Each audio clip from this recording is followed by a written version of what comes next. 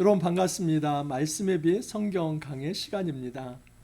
여러분 성경 말씀 중에서 어떤 말씀이 좀 가장 기억에 남고 또 내 삶을 움직이는 중요한 그런 본문입니까? 저는 여러 본문이 있지만은 그 중에 이 요한계시록 12장은 저의 인생관을 바꾼 그런 놀라운 본문입니다. 그래서 제가 유레카 이렇게 외쳤던 본문 중에 하나가 요한계시록 12장입니다. 정말 내가 진리를 찾았다. 하나님의 나라가 이런 것이구나. 하나님의 교회를 하나님께서 이렇게 사랑하시는구나. 그 교회의 일원인 나는 하나님의 보호와 돌보심을 받기 때문에 정서적으로 또 신체적으로 사회적으로 안정감을 가지고 더 의연하게 하나님의 뜻을 실현해야겠구나. 그 모든 것들을 정리할 수 있는 장이 요한계시록 12장입니다. 그래서 저는 요한계시록 12장은 너무너무 제가 사랑하는 장이고 또 깨달음이 있는 장입니다. 여러분 저와 함께 요한계시록 12장 한번 살펴보기를 바랍니다. 이 요한계시록 12장을 잘 살펴본다면 하나님 나라의 큰 역사의 흐름, 그리고 특별히 교회의 존재, 교회를 하나님께서 얼마나 사랑하시는지, 교회에 핍박이 있다 할지라도 그것에 굴하지 않고 어떤 전투적 자세를 가지고 극복하고 이겨내야만 하는지, 우리가 어떻게 이 고난을 이겨낼 수 있을지, 무엇을 소망해야 하는지, 여러분 이 모든 것들이 12장에 담겨 있습니다. 이 놀라운 말씀 한번 살펴보도록 하겠습니다. 자, 요한계시록 12장 1절 이하입니다. 하늘에 큰 이적이 보이니 해를 옷 입은 한 여자가 있는데 그 발 아래에는 달이 있고 그 머리에는 12별의 관을 썼더라. 여러분 12장은 재미가 있습니다. 왜 재미가 있냐면 스토리이기 때문에 그렇습니다. 어떤 하나의 이야기를 표현합니다. 서사적 이야기인데 여러분 상징으로 만들어진 이야기입니다. 그렇기 때문에 이 상징 코드들을 다 알아야만 하지요. 이제 등장인물이 나오는데 그 등장인물이 가리키는 상징이 무엇인가를 규정해야만 합니다. 여기 보면 여자가 먼저 첫 번째 등장인물로 나옵니다. 근데 그 여자는 해를 옷 입었다. 또 그 발 아래에는 달이 있다. 머리에는 12별의 관을 썼다라고 표현되어 있습니다.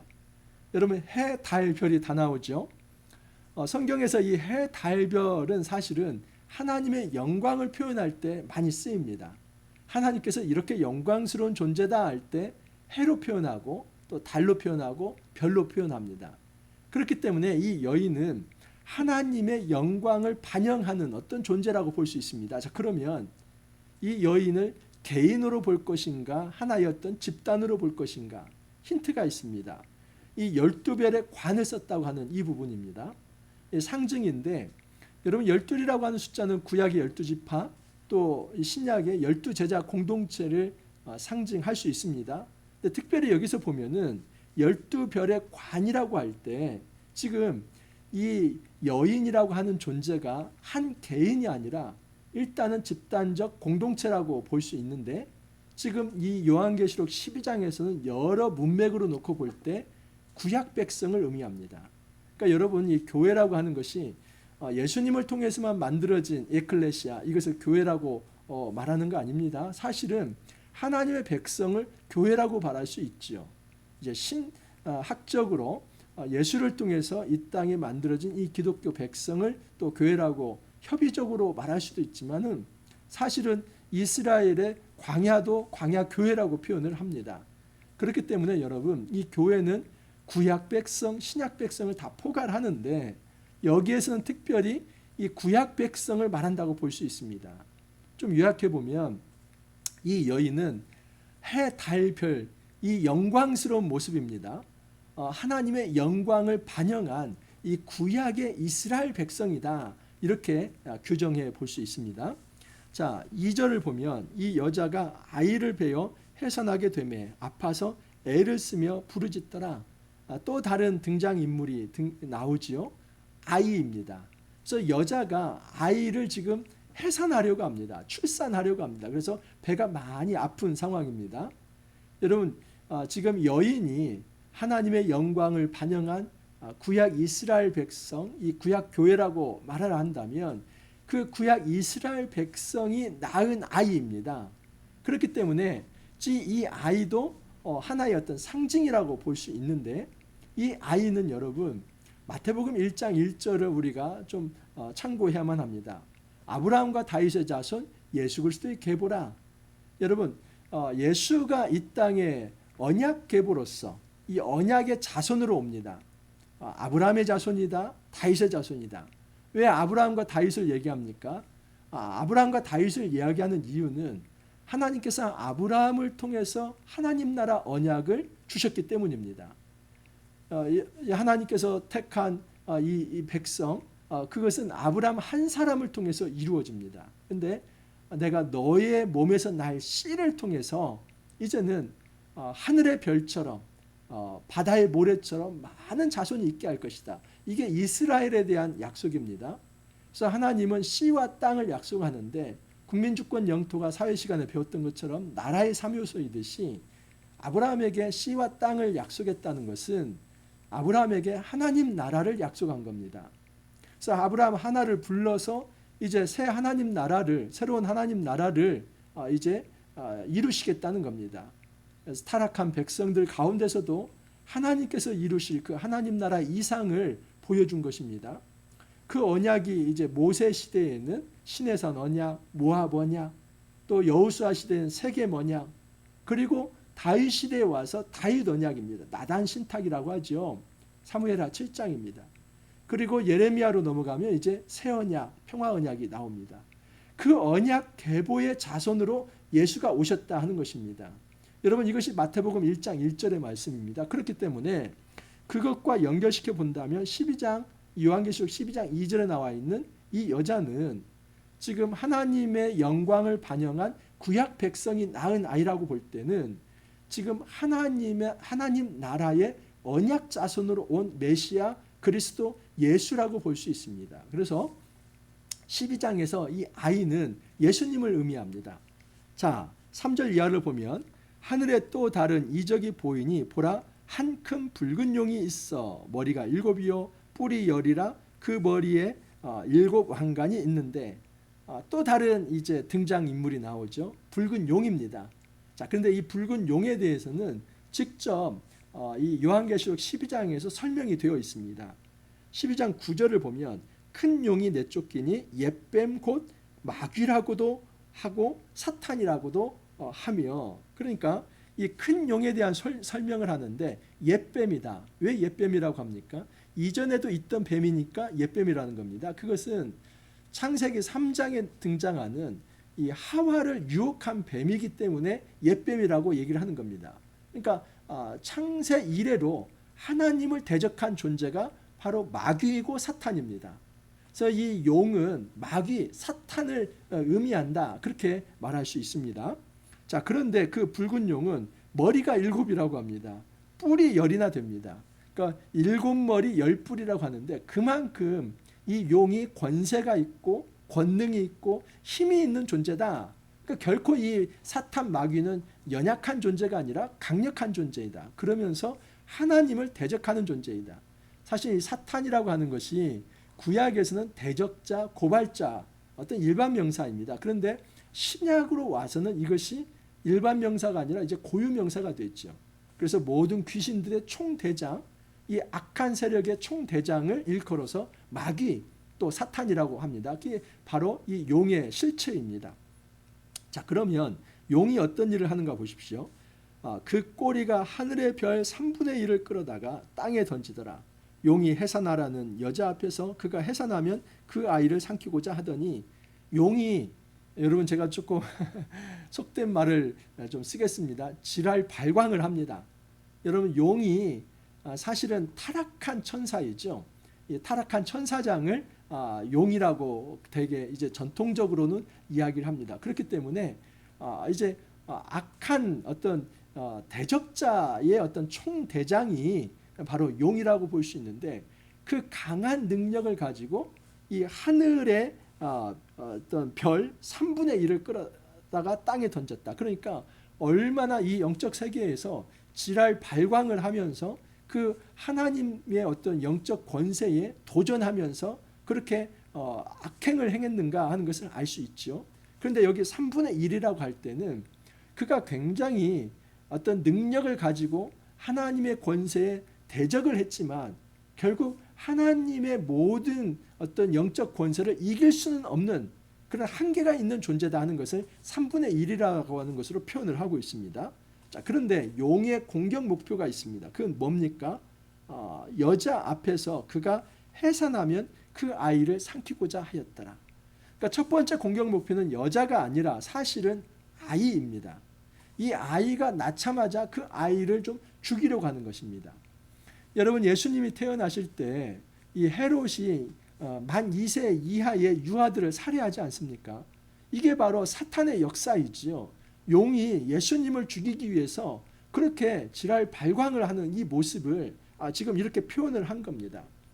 지금 이 사탄은 예수님이 태어날 때 이미 예수님을 죽이려고 했던 존재, 그래서 하나님의 역사에 저항하며 대적하는 존재가 바로 용이다라고 볼 수 있습니다.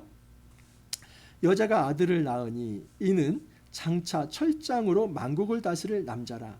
그 아이를 하나님 앞과 그 보좌 앞으로 올려가더라. 여자가 아들을 낳았습니다. 그런데 그 아이는 철장으로 만국을 다스릴 남자다. 이 철장, 아이런 스캡트라고 하죠. 그래서 이 아이런 스캡트 하는 것은 여러분 그야말로 철로 만든 지팡이, 이것은 왕이 이제 가지고 있는 왕의 홀, 왕의 어떤 지휘 지팡이를 말합니다. 그러니까 이 철장이라고 하는 것은 왕의 권세, 이 왕의 권위를 상징하죠. 그러니까 이 여자가 낳은 이 아이가 장차 철장 권세를 가진 그런 사람으로 성장할 것이다, 이렇게 말하는 것은 바로 이 아이가 왕이 될 거라 하는 것입니다. 여러분, 이것은 예수 그리스도에 대한 말씀입니다. 예수님이 이 땅에 성육신 하셔서 인간으로 오셨지만 그분이 오신 목적은 사실은 십자가를 지시기 위함입니다. 모든 사람의 죄를 위해서 예수님은 그의 피를 통해서 모든 사람의 죄를 정결케 하기 위해 순종의 본을 보이시기 위해 이 땅에 오셨습니다. 하지만 여러분, 우리 하나님은 십자가 아래에 예수님을 그냥 방치하지 않으셨습니다. 3일 만에 예수님을 다시 살리지요. 그래서 예수님은 사망을 사망시킨 존재입니다. 하나님께 이 사망이라고 하는 것은 더 이상 사단이 쓰는 최종 병기가 될 수 없습니다. 사단이 쓰는 가장 큰 무기는 사망이었죠. 그 사망의 권세를 가지고 예수를 십자가에 못 박혀 죽게 만듭니다. 그런데 하나님은 예수님을 다시 살리심으로써 사단이 지랄 발광을 하면서 그 사망의 무기를 가지고 예수님을 죽이려 하지만 우리 하나님은 그 예수님을 다시 살리심으로써 이 사단의 어떤 이 권력과 권능을 무력화시킨다는 것입니다. 그래서 예수님은 여러분 부활하시고 이 땅에 어떤 존재로 지금 계시냐면 왕적 존재로 계십니다. 왕이십니다. 하나님 보좌 우편에 앉아 계시다 할 때 예수님의 기본적인 어떤 이제 그 자리, 예수님의 기본적인 어떤 포지션은 왕입니다. 하나님 나라의 왕으로서 예수님께서 통치를 하고 계시는 겁니다. 자, 그런데 이 놀라운, 이건 여러분 지금 하나님 나라의 놀라운 그림을 보여준 거 아닙니까? 이 땅에 이제 창세 이래로 대적자가 있었고 또 그 대적자가 예수님을 태어나자마자 죽이려고 했던 거, 이것은 창세기 3장 15절에 이 원시복음의 어떤 예언들 아닙니까?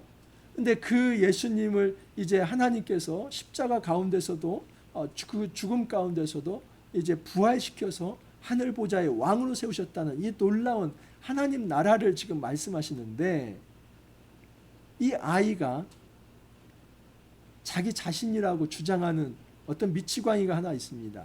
그게 바로 신천지 이만희입니다. 신천지 이만희는 바로 자기가 철장 권세를 가진 그 여인이 낳은 아이라고 주장을 합니다. 여러분, 정말 이제는 이런 얘기하는 것도 저도 지쳤습니다. 말도 안 되는, 그래서 성경의 말씀을, 이건 철저히 자기 주관적 주장인데 내가 메시아다 이렇게 말하는 겁니다.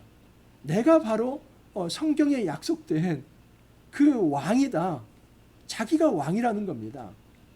여러분, 이런 것에 속아 넘어가서는 안 되고 이런 주장에 우리가 그렇게 현혹될 필요가 없습니다. 이제는 여러분 바른 말씀 앞에 서 있어야만 합니다. 여기 철장 권세를 가진 이 여인이 낳은 아이는 하나님의 언약 자손으로 이 땅에 오신 그리스도 메시아 예수라고 그렇게 말할 수 있습니다. 꼭 그렇게 이해를 하셔야만 합니다. 자, 그런데 6절을 보면 그 여자가 광야로 도망하매 거기서 1260일 동안 그를 양육하기 위하여 하나님께서 예비하신 곳이었더라. 자, 그 여자가 이제는 그 용의 공격을 피해서 광야로 도망합니다. 여러분, 지금 용이 쫓는 자이고 여자는 도망자입니다.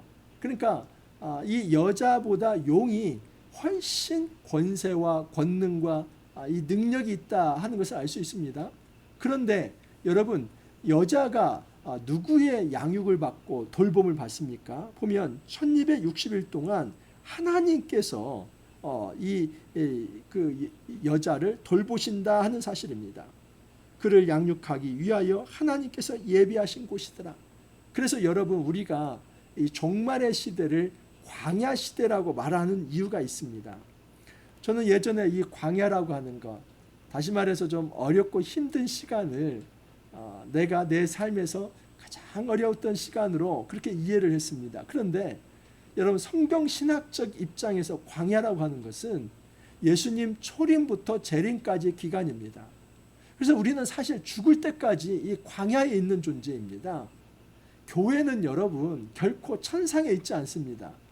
예수님의 초림부터 재림까지 이 기간에 지상에 있는 이 교회는 광야 한가운데 있지, 공중부양에서 지금 천상에서 그렇게 어떤 지상의 고난과도 상관없이, 지상의 어떤 핍박과 환난과 죽음과 상처와 어려움과는 상관없이 공중부양하면서 그렇게 안식을 누리는 존재가 아니라는 사실입니다.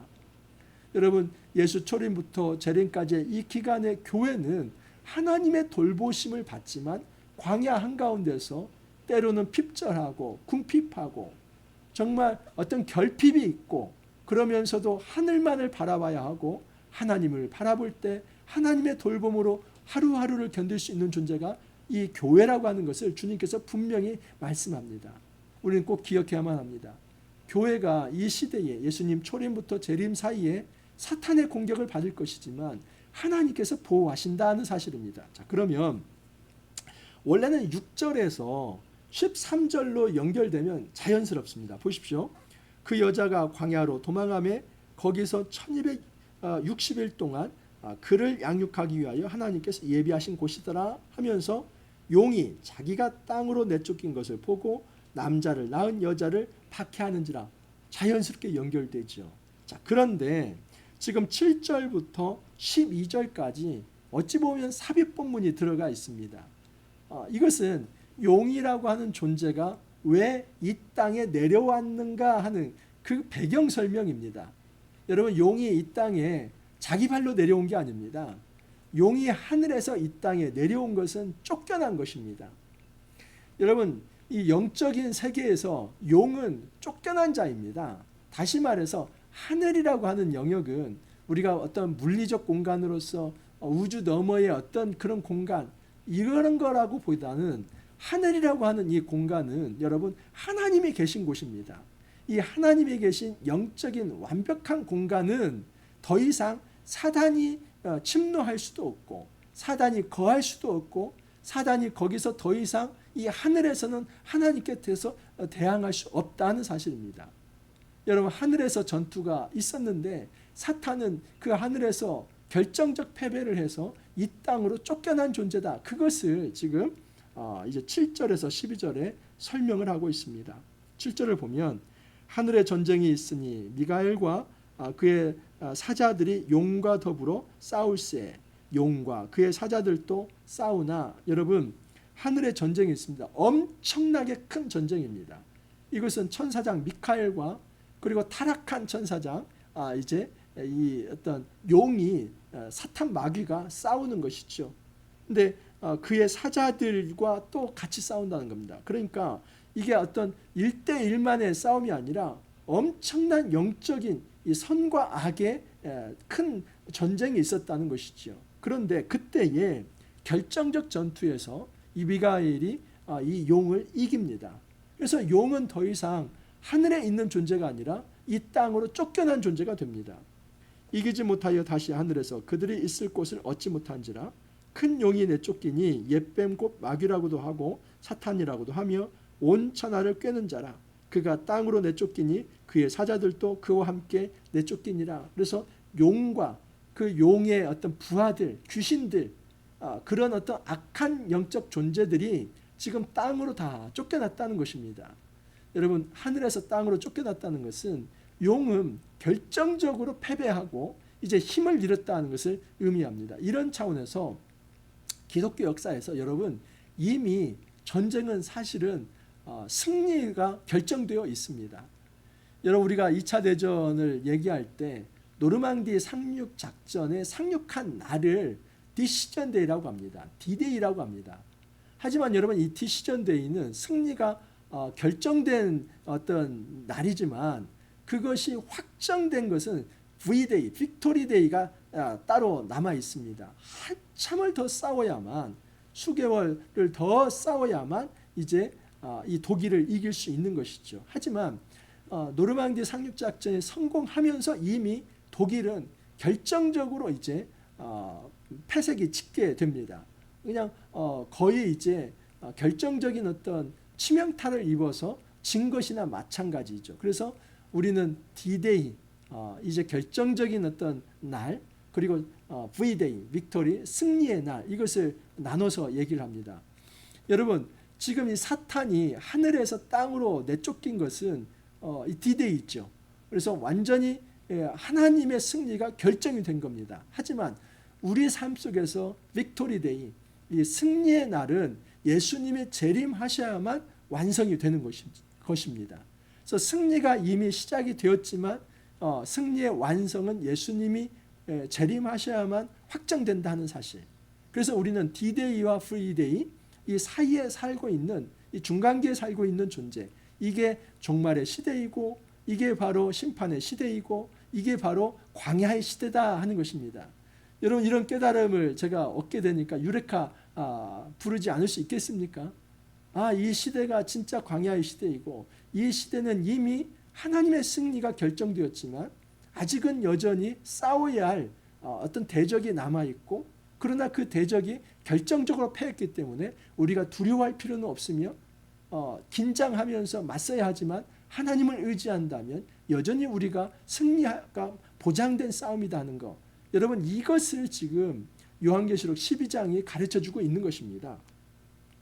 내가 또 들으니 하늘에 큰 음성이 있어 이르되 이제 우리 하나님의 구원과 능력과 나라와 또 그의 그리스도의 권세가 나타났으니 우리 형제들을 참수하던 자 곧 우리 하나님 앞에서 밤낮 참수하던 자가 쫓겨났고, 구약에서는 여러분, 이 사탄이 대적자 또는 고발자 또는 사기꾼 이렇게 표현이 됩니다. 그러니까 고발하는 자 또는 거짓말하는 자 그리고 대적자, 이게 구약에서 어떤 일반 명사로 이렇게 표현이 됐습니다. 근데 이것이 이제 사탄 마귀를 표현할 때 이제는 모든 귀신들, 악한 자들의 총대장으로서 그가 바로 하나님 앞에서 거짓 참수하는 자였다. 그런데 그가 더 이상 하늘에 있을 어떤 공간이 없고 하늘에서 쫓겨나서 땅으로 이제 곤두박질 친 그런 영적으로 패배한 존재이다 하는 것입니다.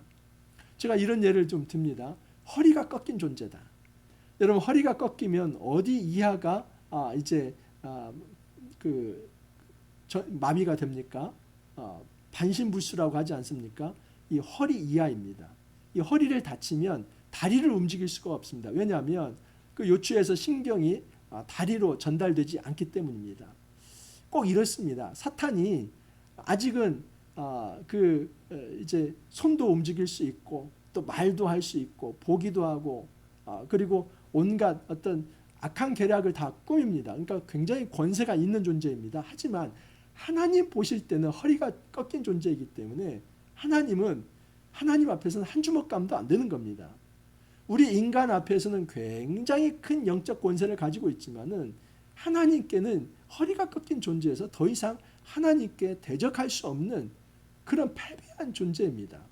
그럼에도 불구하고 여러분 허리가 꺾였지만 우리 인간보다 훨씬 권세가 있고 능력이 있습니다. 영적인 존재이기 때문에 큰 이적도 행하며 또 어떤 사망의 무기를 가지고 위협합니다. 그렇지만 주님이 그 교회를 돌보시고 있다는 것이 소망이지요. 자, 그러면서 이제 13절 이하를 한번 보겠습니다. 12절을 먼저 보고요. 마귀가 자기의 때가 얼마 남지 않은 줄을 알므로 크게 분내어 너에게 내려갔습니다. 그래서 하늘에서 쫓겨난 존재가 이제 땅으로 내려와서 그 분을 이제 여자에게 풀어냅니다. 종로에서 뺨 맞고 한강에서 분풀이 한다, 이런 의미 있죠. 하늘에서 쫓겨나 가지고 이제 땅에 있는 여자, 이 교회를 괴롭히는 겁니다. 여러분 이 용은 더 이상 예수님 아이를 괴롭힐 수도 없습니다. 하늘에서 패배했기 때문입니다. 예수님의 십자가와 부활 사건이 사실은 이 결정적 전투이죠. 예수님이 그 순종하심으로 십자가를 지시고 또 하나님께서 그 예수를 살려내심, 이 생명으로 사망을 이기는 사건이 결정적으로 사단이 패한 사건이다라고 볼 수 있습니다. 용이 자기가 땅으로 내쫓긴 것을 보고 남자를 낳은 여자를 박해하는지라. 그 여자가 큰 독수리의 두 날개를 받아 광야 자기 곳으로 날아가 거기서 그 뱀의 낯을 피하여 한 떼와 두 떼와 반 떼를 양육받음에, 용이 자기 땅으로 내려와서 이 공중 권세를 잡고 이제 이 여자 교회를 박해합니다. 그런데 그 여자가 큰 독수리의 두 날개를 받아 광야 자기 곳으로 갔다. 여러분 이 광야에서 독수리의 어떤 날개로 이제 보호를 받는다는 것. 그러니까 어떤 맹수 앞에 있는 이 여자를 독수리가 딱 채가지고 안전한 곳으로 옮겼다, 이런 것이죠. 그 독수리 훈련, 여러분 이것은 하나님께서 이스라엘 백성을 출애굽 가운데서 건지신 것을 이렇게 표현하는 것입니다. 마찬가지로 이 땅에 교회가 핍박이 있고 고난이 있고 어려움이 있지만 하나님이 광야 가운데서 그 교회를 철저하게 지켜주신다 하는 것이죠. 언제요? 한때, 두때, 반때. 이것은 여러분 이미 제가 이 요한계시록 9장을 좀 11장인가요? 죄송합니다. 11장 수요일 본문이죠. 11장 1절에 13절 다룰 때 제가 굉장히 자세하게 설명을 했습니다. 그래서 그 부분을 다시 한번 들어보시면 이 구약의 이제 안티오쿠스 4세 에피파네스에 의해서 이제 성전이 유린되는 그 역사적 배경을 얘기했습니다. 이제 한번 얘기했기 때문에 더 자세한 얘기는 하지 않습니다. 하지만 다니엘서 12장 7절을 다시 한번 읽어드립니다. 내가 들은즉 그 세마포 옷을 입고 강물 위쪽에 있는 자가 자기의 좌우 손을 들어 하늘을 향하여 영원히 살아계시는 이를 가리켜 맹세하여 이르되 반드시 한때 두때 반때를 지나서 성도의 권세가 다 깨지기까지이니 그렇게 되면 이 모든 일이 다 끝나리라 하더라.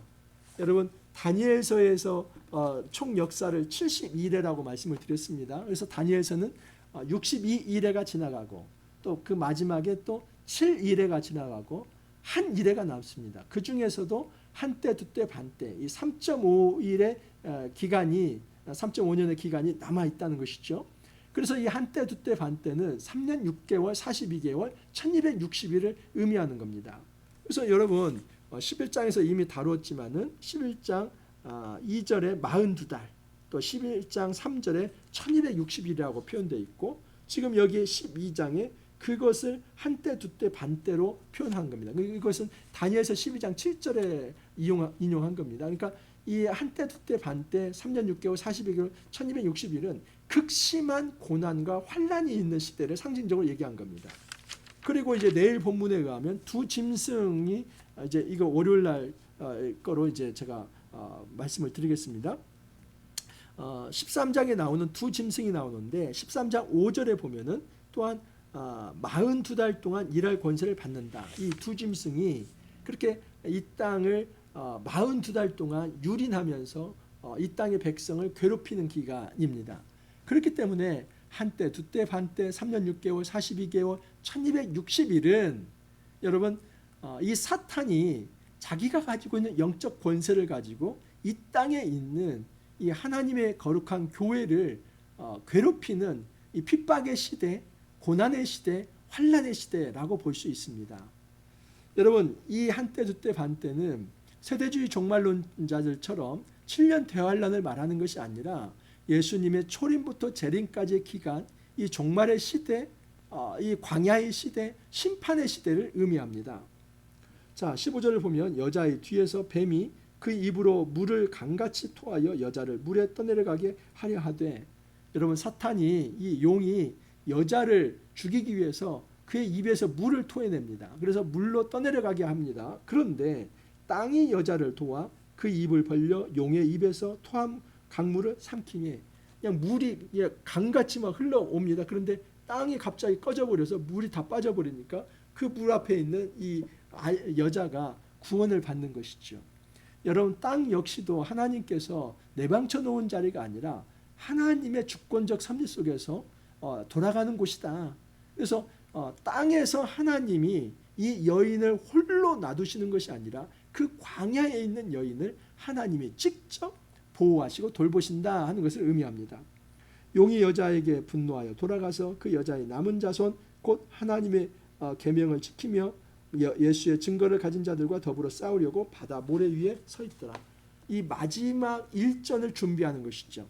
여러분, 여자의 남은 자손이 바로 우리 교회입니다. 이 교회의 시대가 이어지고 있는데 예수님 재림하실 때 마지막 일전이 남아 있습니다. 최고의 전투가 남아 있습니다. 그때는 이제 무적행에서부터 모든 악의 세력이 다 나와서 결집을 하고, 그래서 일거에 이 하나님의 거룩한 군대가 그 악의 세력, 이 사탄으로부터 모든 이 악한 세력을 불과 유황못에 빠뜨리게 하는 그 날이 남겨져 있습니다. 그것을 지금 이야기를 하는 것입니다. 여러분, 그래서 요한계시록 12장은 거룩한 하나님 나라의 이 타임라인을 다 얘기한 것입니다.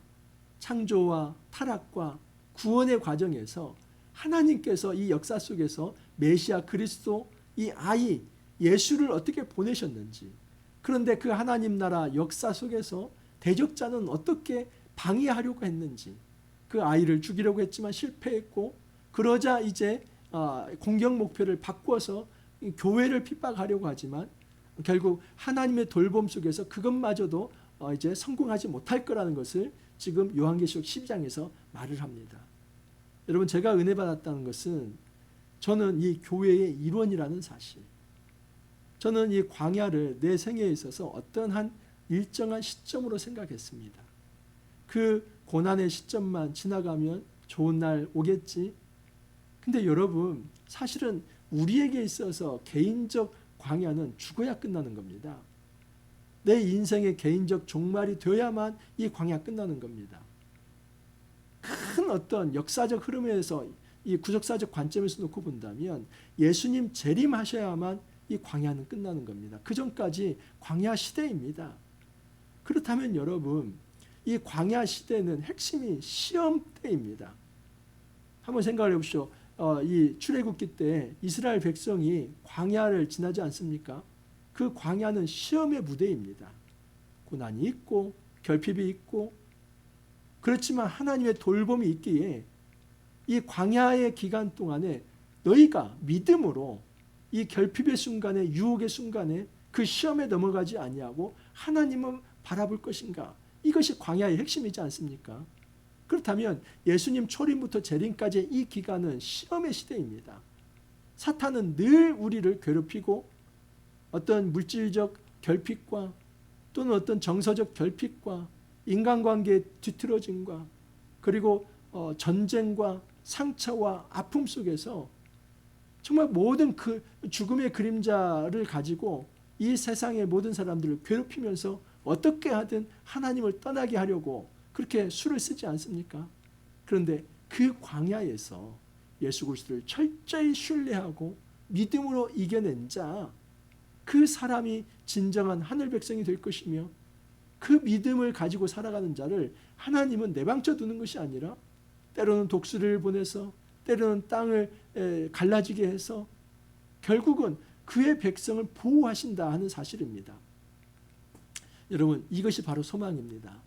제가 교회 개척을 하고 이 광야의 시간을 지나가면서도 희망을 잃지 아니하고 또 이 말씀 사역을 하면서도 다시 한번 용기를 내는 것은 하나님께서 그의 백성, 이 교회를 붙드신다 하는 사실입니다. 우리 모두 이 하나님의 은혜에 우리가 힘을 얻기를 바랍니다. 교회를 하나님께서 이처럼 사랑하사 이 사탄의 공격으로부터 보호하시고 끝까지 구원하시며 하나님께서 결국은 하늘 백성으로 인도하시며 예수님 재림 때에는 우리에게 큰 영광의 자리로 인도하실 거라는 이 소망 가운데서 우리가 이겨낼 수 있기를 바랍니다. 우리가 이 광야 시대에 하나님의 이 위로의 말씀으로 견디고 승리하고 또 이겨낼 수 있기를 간절히 소망합니다. 기도합니다. 주님 감사합니다. 은혜의 말씀을 통하여서 이 땅에서 우리가 어떠한 정신을 가지고 살아가야 할지를 가르쳐 주시니 감사합니다. 이 땅의 교회는 광야 시대를 살아가는 교회입니다. 이 땅에서 핍박받고 고난이 있지만 여전히 이 교회는 승리한 공동체가 되어서 이 하나님의 품 안에서 보호를 받으며 돌봄을 받는 존재라는 것을 또한 깨닫게 되었습니다. 우리가 어렵고 힘들 때 함부로 악에 타협하지 않게 해주시고 또 악의 무리에 비굴하게 굴종하지 않게 해주시고 담대하게 말씀으로 부딪히고 이겨내서 하나님의 은혜 가운데 승리할 수 있게 해주시고 주님이 주시는 진정한 안식과 평화와 생명을 누릴 수 있도록 은혜 더하여 주옵소서. 주님 감사하옵고 예수님 이름으로 기도하옵나이다. 아멘. 여러분 요한계시록 말씀 너무 은혜가 됩니다. 이 말씀을 통해서 우리가 더욱 힘을 내기를 바라고 정말 힘든 이 광야 시대를 지나가지만 다시 한번 우리가 이겨내고 또 서로를 독려하면서 그렇게 한 걸음 한 걸음 믿음의 전진을 해나갈 수 있기를 바랍니다. 이번 한 주도 여러분 고생 많이 하셨습니다. 또 주말 잘 보내시고 월요일 날 다시 찾아뵙도록 하겠습니다. 감사합니다.